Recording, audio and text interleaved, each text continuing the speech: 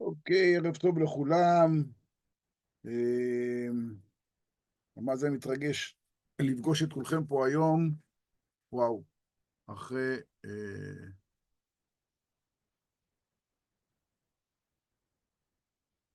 אחרי ההתארגנות שהייתה לנו, ממש מתרגש לפגוש אתכם פה לקורס ארומתרפיה המעשית שאנחנו הולכים להעביר. אה, קצת בקשות שיש לי בשביל להתחיל את התהליך הזה: מיקרופונים סגורים, לא לפתוח באמצע, לא לשאול שאלות, גם אם מישהו ממש ממש ממש מציק, בבקשה, תשאירו את המיקרופונים סגורים, בסוף יהיה זמן לכולם, זמן לשאלות. בסדר? אז אנחנו נתחיל.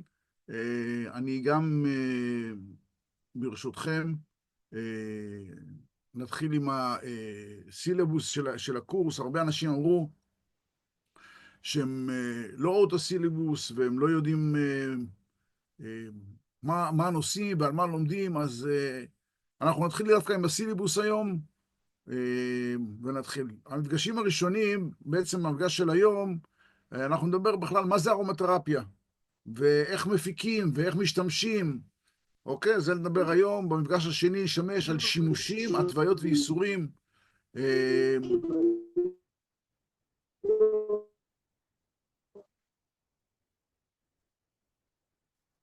אוקיי, כי אנחנו יודעים איך משתמשים בשמנים, מה מותר, מה אסור.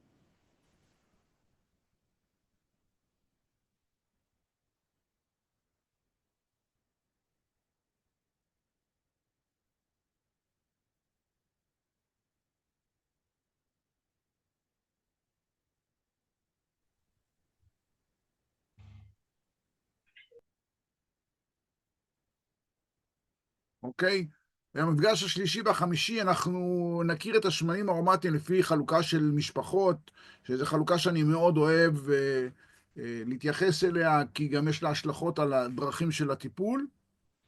שמני שרפים לחימום, לתיאור והשראה מדיטטיבית, שמני הדרים לשיפור מצב רוח והשמחה, שמני תבלינים להנאה, חיטוי והתחדשות רקמות, שמני עצים, אלה שבאים לחיזוק הנשימה והשלד, שמני פרחים להרגעת הנפש והאור, ושמני השורשים לקרקוע, ייצוב וחיזוק אלמנט האדמה, שבעצם אתם רואים שיש חלוקה, החלוקה לפי המשפחות, היא גם חלוקה שאיכשהו מתייחסת לתהליכים אל מול מה שזה עוזר לנו, אל מול מה שזה עוזר לנו לעשות. המפגשים השישי והשביעי, אנחנו נלמד על הנושא של תערובות. בנושא של תערובות, בעצם אנחנו נראה תערובות שמוכנות לטיפול לפי ייעוד. זאת אומרת, אני אסביר. למשל, חיזוק מערכת החיסון, דלקות, מחלות זיהומיות, ניקוי רעלים, לכל אחד מהדברים האלה יש תערובת שהיא מוכנה, בכדי לעזור לנו לטפל, טיפול בבעיות של שלד, התכווצויות של שרירים, כאבי מפרקים, ניקוי כלי דם. יש איזשהם תהליכים שאנחנו עוברים, ואנחנו נראה שיש תערובות שמוכנות ממש בשביל לטפל בזה. המפגש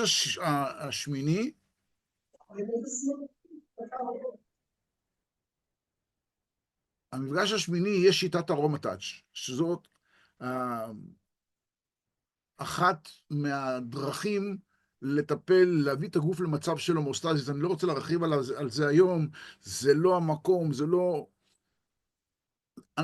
אנחנו נגיע לזה, אנחנו נדבר הרבה על הסיפור הזה, ומאוד מאוד מאוד מאוד חשוב, המפגש הזה.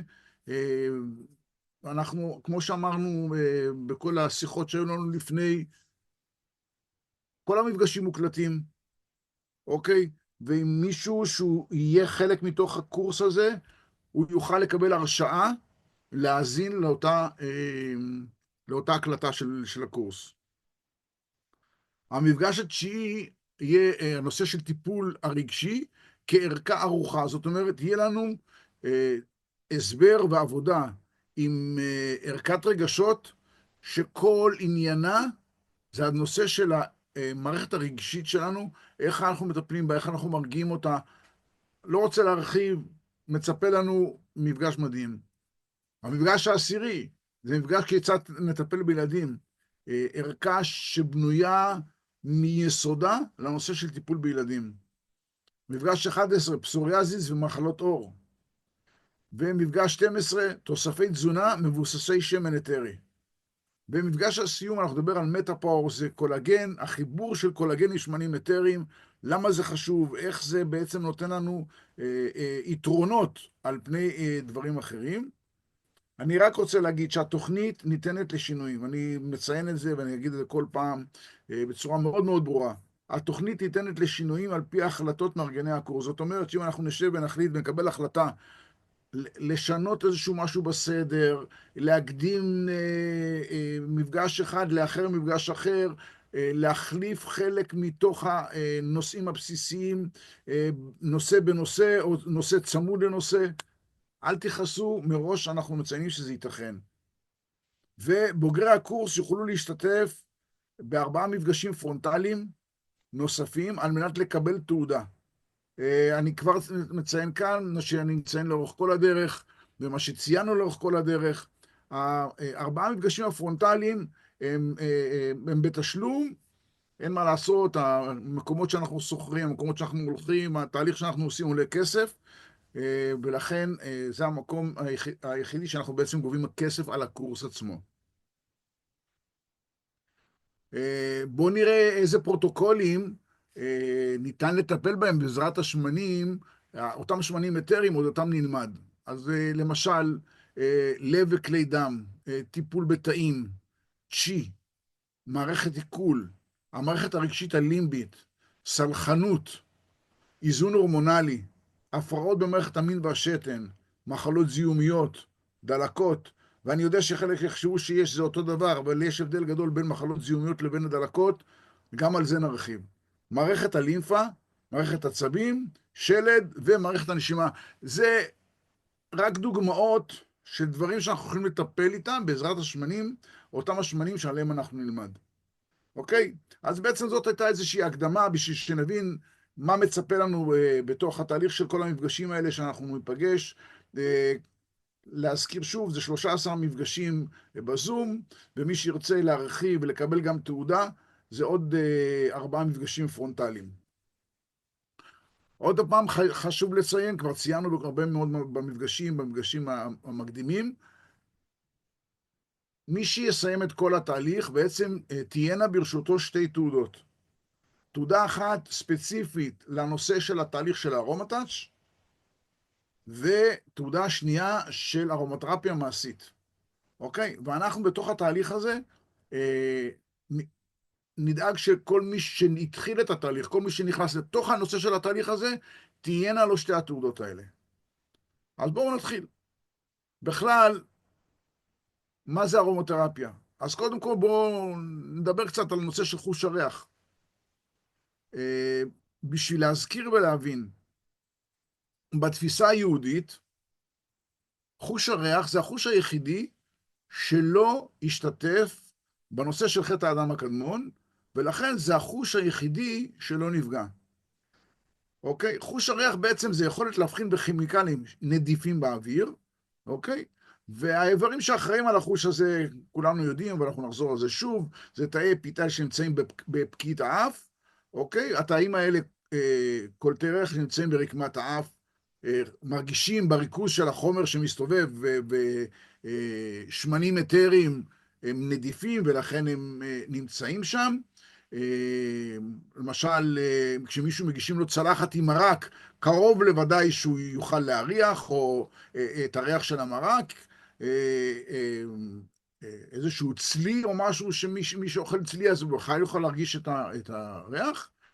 בעצם, אותו ריח יוצר לנו איזשהו תהליך שהריח עובר דרך עצב הריח למרכז הרחב במוח, ואז החוש הזה מועמד במספרת המוח, באותו צד שממנו מגיע הגירוי. אני לא רוצה כרגע להרחיב יתר על המידה, אנחנו עוד נדבר על זה. אז בואו נראה איך זה נראה, אוקיי? באף יש לנו שערות, קולטנים, יש ריחות בסביבה, אוקיי? זה נקלט בקולטנים, עובר אל סיבי העצב, ומשם הולך אל פקיעית הערכה. אז בואו נחשוב, בואו נראה עכשיו, מה זה ארומותרפיה בעצם? ארומותרפיה זה שילוב של ניחוח, ארומה, עם טיפול בגוף, בנפש, או במצב חברתי, תרפיה. ארומה, תרפיה. משם בא השם בעצם. זאת אחת משיטות הטיפול של הרפואה האלטרנטיבית, או שנקראת גם רפואה משלימה. בדרך כלל, בשיטה הזאת משתמשים בשמנים אתריים ושמני בסיס, או אפשר לקרוא לשמני בסיס, אפשר לקרוא להם שמני ירקות. השמנים האתריים עשויים מפרחים ארומטיים, צמחי מרפא, צמחי תבלין, שורשים ועצים, זה אותם המשפחות שכבר דיברנו והסברנו עליהם בפתיח של המפגש הזה.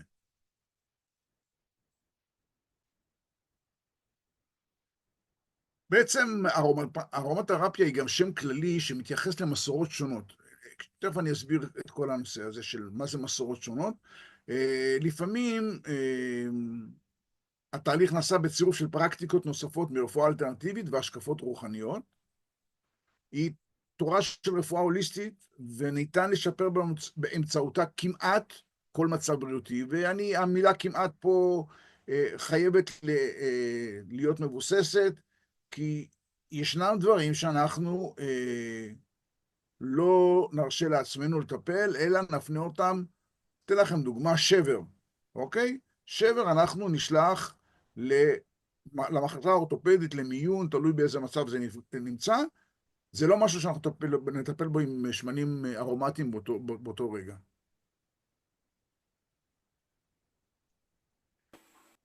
ארומתרפיה יכולה לגרום להפגת מתח נפשי, לשפר ריכוז, לטפל בבעיות שרירים, הפרעות בעיכול ומחלות עור, וזה כולנו יודעים שבהרבה מאוד מוצרים, גם שהם לא בדיוק ארומתרפיים טהוריים, יש בהם שמנים אתריים בשביל לשפר את המוצר.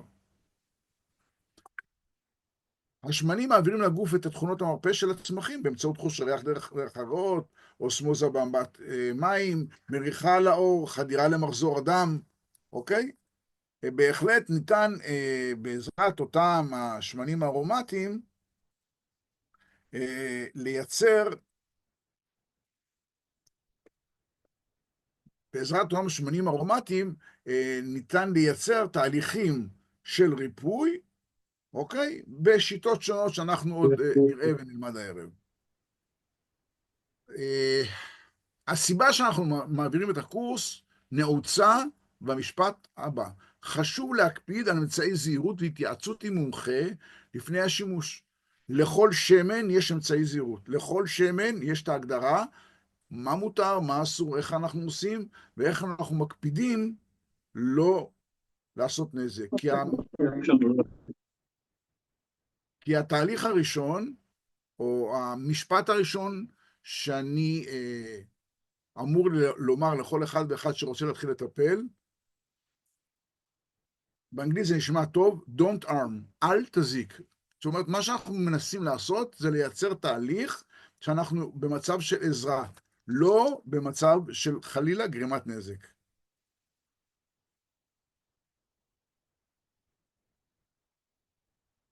קצת על ההיסטוריה של התהליך הזה. המצרים הקדומים היו הראשונים שהחלו לעסוק בארומותרפיה כחלק מטקסים דתיים והרחקת רוחות רעות. המרפאים ההודים החלו לתעד באותה עת את יכולת הריפוי של צמחים ארומטיים כמו כוסברה, זנגוויל וכמובן תוורד. הסינים והיפנים לעומתם השתמשו בצמחים ארומטיים לטקסי פולחן ולטיפוח היופי וההיגיינה האישית, שאנחנו יודעים היטב גם היום בתוך התהליכים שאפשר להשתמש בשמנים, אוקיי? גם לתהליכים רוחניים, גם לתהליכים פיזיים, וחלק מהתהליכים הפיזיים יהיו נושא של קוסמטיקה, טיפוח היופי, כמו שהגדרנו את זה.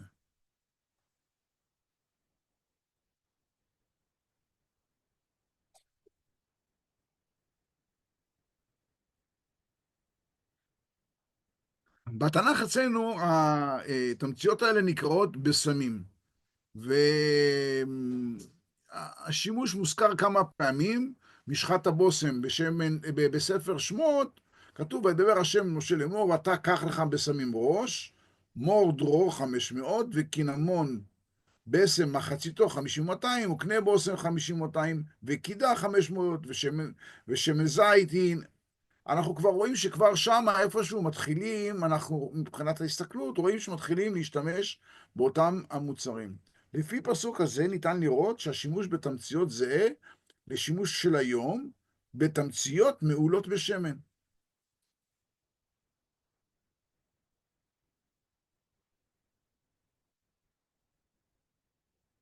המונח עצמו, ארומותרפיה, נקבע על ידי הכימאי הצרפתי רנה מוריס גת פוסה. בעצם הוא גילה את היכולת של השמן, של הלבנדר, לרפא כוויות במהירות ולא להותיר צלקות. מה שנקרא בדרך כלל, מה שקורה לנו בחוויה אישית, בעצם זה משהו שמשפיע על הרבה דברים שאנחנו עושים אחר כך. אז הוא נכווה בתאונה במעבדה, והוא שם את היד בשמן של לבנדר, וכשהוא ראה את התוצאות, הוא החליט שהוא הולך לחקור את התהליך הזה. אז ממשיכי דרכו זה הרופא והמדען דוקטור ג'ין ולנט והגברת מרגרית מאורי. היא בעצם טענה שיש להתאים את הניחוחות במיוחד לאישיות ולבעיות הבריאות של המטופלים. זאת אומרת, ההתאמה היא לא לבעיה, אלא לאישיות של כל מטופל ומטופל. אז בארומותרפיה בעצם קיימים 3 ענפים מרכזיים. אחד זה ארומותרפיה ביתית. ארומותרפיה זה טיפול עצמי ביישום של השמנים ושימוש קוסמטי. הענף הנוסף זה ארומותרפיה קלינית. זה חלק מפרמקולוגיה וטיפול תרופתי שאנחנו משתמשים בעזרת אותם השמנים האתריים. והארומקולוגיה זה בעצם אותה עבודה עם שמנים בדרך של הערכה, בדרך של השימוש, בהשפעה שיש לריח על המוח.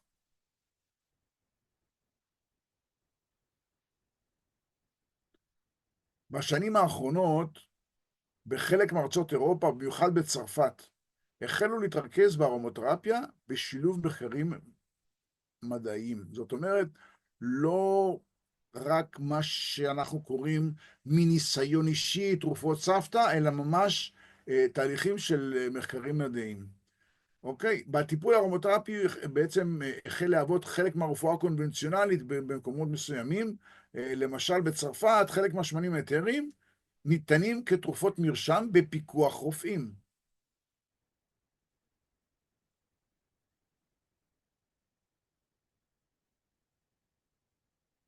העקרונות העיקריים של הארומותרפיה הם כוח החיים, תפיסה פילוסופית, פסאודו-מדעית, שטוענת שהחיים קיימים בכל דבר. ואנחנו צריכים, על הבסיס של המשפט הזה, להבין שיש הסתכלות של יסוד של חי ומגן על עצמו בכל צמח וצמח. אני מאוד אוהב להשתמש, ואני כנראה אחזור על הסיפור הזה הרבה מאוד פעמים, על הסרפד. לסרפד יש קוצים שעיקר עניינם זה להגן על הצמיחה של הסרפד. אם הצלחתם לחתוך את הגבעול של הסרפד, אתם תראו שתוך פחות מדקה הקוצים נאספים, אוקיי? ומפסיקים לעקוץ. מדוע? כי בעצם אחרי שחתכנו, הצורך של הצמח להגן על עצמו נגמר, כי כבר הוא חתוך, הוא כבר לא זקוק להגנה יותר, אוקיי? ולכן אני אומר שיש תהליך של חיות בכל דבר. בעצם זהו כוח שמאחד את כל חלקי האטום יחדיו, וממנו נובעים כוחות המשיכה במגנטיות. הוא מעניק לנו את ההכרה, אותו כוח חיים, שמגלה את עצמו בכל צמח בדרך שונה במעט. עוד משהו שאני אוהב להשתמש בו, זה כשאנחנו נגיע לעצים, אנחנו נדבר על שמנים של אורנים למשל, אוקיי? אז אם תסתכלו מסביב לעצים האלה, אתם תראו שסביבם לא צמח שום דבר. מדוע? כי בעצם העץ מפיק איזשהו ריח שמונע מכל מיני טפילים להיות על ידו, ומכל מיני טפילים ליצור מצב של גרימת נזק לאותו עץ. לפיכך, לכל זן של צמחים סגולות ייחודיות.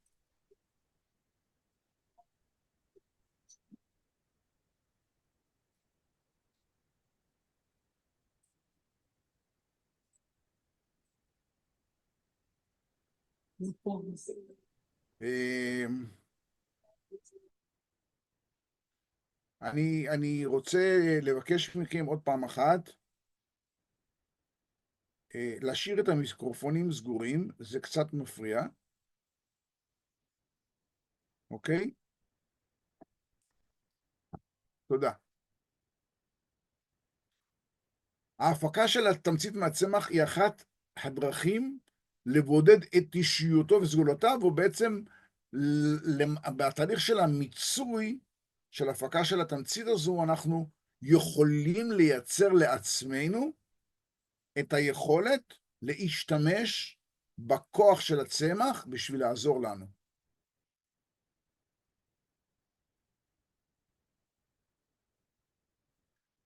אז כמו שאמרתי, ביסוד של כל פרח או זרע, או ניצן, תלוי אם אנחנו משתמשים, יש איזושהי נקודה שממנה נובעת האנרגיה, ובעצם מאותה עוצמה, מאותה מקום נמשכת הצמיחה.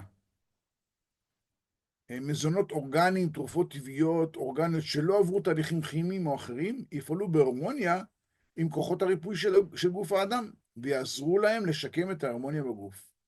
וכשאני מדבר על אורגני, זה לא אורגני בדרך שאנחנו מבינים אותה היום, אלא אורגני על פי התפיסה הקדומה. ואורגני לפי התפיסה הקדומה אומר שהצמח גדל במקום שבו הוא נשתל מלכתחילה.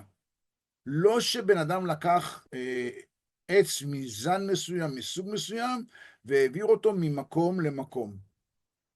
אוקיי? אני תמיד משתמש בדוגמה של הלבנדר. הלבנדר גדל, ואנחנו נדבר על זה ונרחיב, לבנדר באופן טבעי גדל בבולגריה, גדל בצרפת וגדל באנגליה. ההפקה של השמן בבולגריה וההפקה של השמן בצרפת לא תפקנה את אותם התוצאות. בוודאי לא לבנדר אנגלי, אוקיי? ואנשים לקחו לבנדר ושתלו אותו באזורים אחרים בעולם, אוקיי? ושוכחים שבעצם אין ללבנדר שצומח באזור אחר את אותם הכוחות שיש להם כשהם צומחים במקור, אוקיי? הרמב"ם אמר, יהיו מזונותיך תרופותיך, ולא תרופותיך מזונותיך.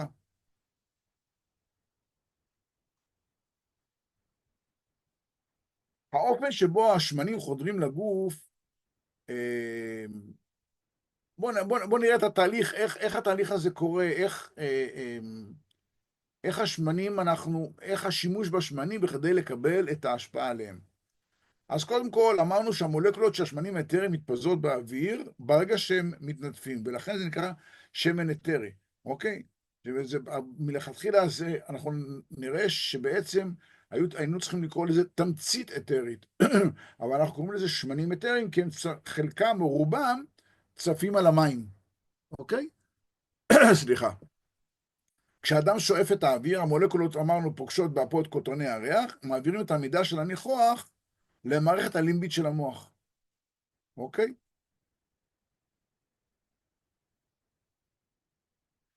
המערכת הלימבית אחראית על הרגשות, לכן ייתכן שזאת אחת הסיבות ליכולת של הריחות לעורר את הרגשות השונים. בנוסף, היא אחראית על ייצור של הורמונים בגוף, על המערכת החיסונית ועל מערכת העצבים. זאת אומרת שיש לנו פה איזשהו משהו מאוד יסודי בסיסי, שיש לו יכולת השפעה על הרבה דברים מהתהליכים של ההתנהגות וההתנהלות השוטפת שלנו. זו הסיבה לטענתם של המטפלים לכך שההורמותרפיה יכולה להשפיע על תפקודי הגוף ובריאות הנפש. אנחנו כל הזמן חוזרים על זה וכל הזמן נחזור על זה, שקיימת יכולת של השמנים האתריים לשנות תהליכים.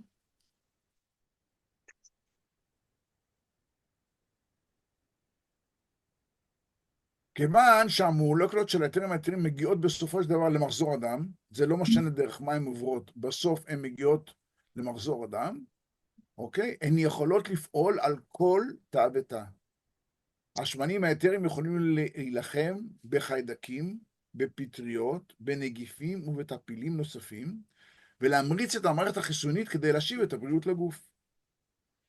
ואני זהיר עם מה שאני הולך לומר עכשיו, אבל אני חושב שהפתרון היחידי לטפל בווירוסים יעבור דרך שמנים אתריים.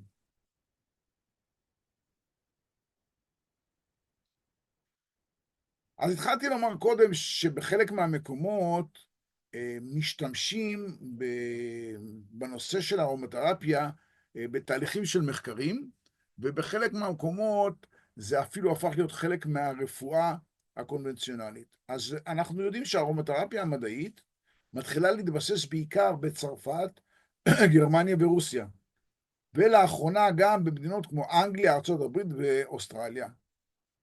בניגוד למה שהיה עד כה, הארומתרפיה נחשבה רק לחלק מהאופנתיות של הרפואה המשלימה, היום היא הפכה להיות חלק בלתי נפרד מהתהליכים הטיפוליים שאנשים עוברים. אז איך משתמשים בשמנים אתריים? אז לכל סוג של בעיה, נקרא לו כך, לכל סוג של בעיה בריאותית, יש דרכי טיפול שונות במסגרת של הארומתרפיה.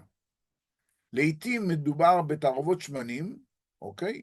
ואז אנחנו ניוועץ במומחה שיציע את דרך הטיפול ואת המינון. והרצון שלנו, של כל אלה שיחד איתי עובדים ויוזמים ויוצרים, הוא שכולכם תוכלו להיות כאלה שמסוגלים לייעץ ולהציע את דרך הטיפול ואת המינון הנכון.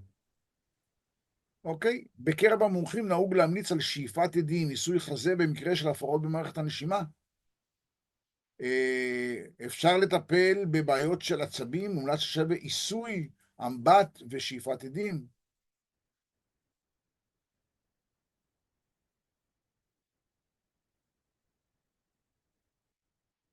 וצריך לזכור שאנשים שונים מגיבים שונה לשמנים, ולכן גם באמצעות ההתנסות ניתן ללמוד מהי שיטה שמועדפת ומומלצת לכל אחד. לצורך העניין, אם מגיע מישהו לקליניקה, ויש ריח מסוים שקשה לו איתו, אוקיי? למרות שאנחנו יודעים היום בתוך התהליך של הניסוי שנעשה עם השנים, הניסיון שנרכש עם השנים, שחלק מהאנשים בכלל דווקא צריכים את אותם השמנים שהם אינם יכולים ולא מסוגלים להריח באותו רגע, אוקיי? ההמלצה של חלק מהארומותרפיסטים היא להשתמש רק בשמנים שאת ריחם אתם אוהבים. לאחרונה התברר שרמת השמנים היא לא הייתה משהו, ואנחנו בזמן האחרון מגלים שיש חברות שמייצרות רמת שמנים ברמות גבוהות יותר מאלה שהכרנו עד עתה. כתוצאה מכך, נוספה שיטת שיפול נוספת, והיא שימוש בנטילה פנימית של השמנים. זאת אומרת, לא רק ערכה ומריחה או עיסוי, גם בבליעה של שמנים. אז שוב, גם פה, השימוש יהיה לפי הנחיות של מומחים בלבד, אותם נטורופטים, ארומותרפיסטים, ומטפלים שהוסמכו לכך, ואנחנו, עוד פעם, כמו שאני אמרתי, ואני כנראה אומר את זה לאורך כל הדרך, אוקיי? שהרצון שלנו, שבסופו של התהליך שאנחנו התחלנו אותו היום, כולכם או רובכם, כל אחד לפי נטיית ליבו, יהיה חלק מאותם המומחים שיכולים להמליץ על התהליך של איך נשתמש בשמנים אתריים.